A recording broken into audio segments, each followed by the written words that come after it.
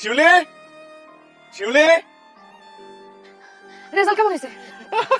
Result? আরে বাবা, রেজাল্টের কথা পরে, আগে মা, রেজাল্ট কি পাস করছি? আরে পাশের খবর পরে, আগে মিষ্টি খাও। করো আম্মা, শিউলি তো পাস করছে, উদা পাস করে নাই, এমন পাস করছে যে একটু লিগে প্লাস পায় নাই।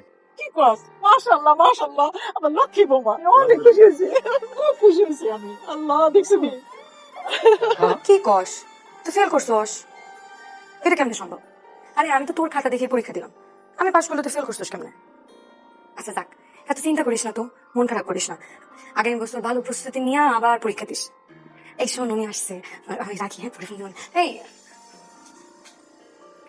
শোনেন না, কি কই, আমার কথাটা একটু শোনেন না। এই শোনেন না, আরে শোনেন, কারণ তো এনে কারণ আপনি কি এডমিট কার্ডে আমার রেজিস্ট্রেশন নাম্বার, রোল নাম্বার ঠিক মতন চেক করছিলেন? আমি মিলাই দেখছি। আমার নাম চেক করছিলেন? আমার পুরা নাম কিন্তু শিউলি আক্তার। আমি আমার বউয়ের নাম জানি।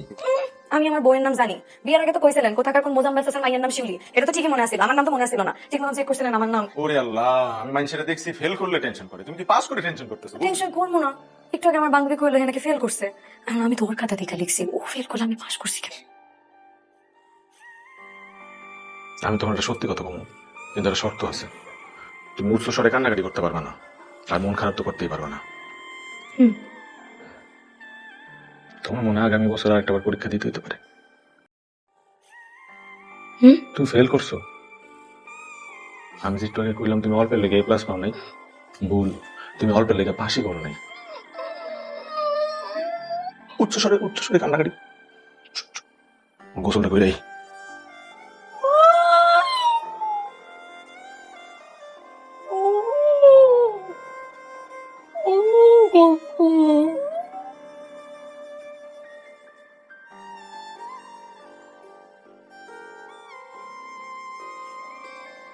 আম্মা, আম্মা, শিউলি, আম্মা।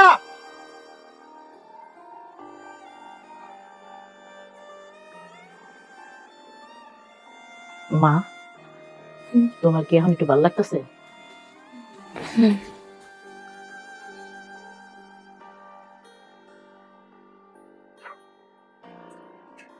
উনি কই? তোমার লেগে ডাক্তার আনতে গেছে। আচ্ছা মা, তোমার কি এরকম প্রায় হয়? না মা, মাঝে মধ্যে হয়।